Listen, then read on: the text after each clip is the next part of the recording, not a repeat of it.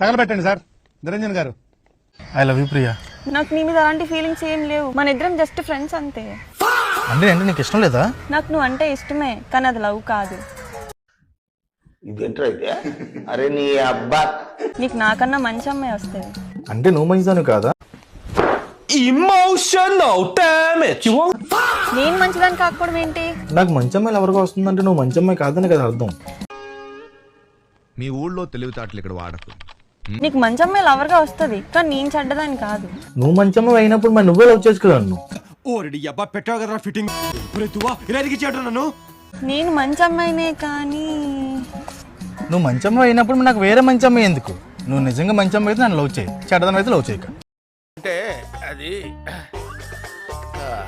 రే Ram general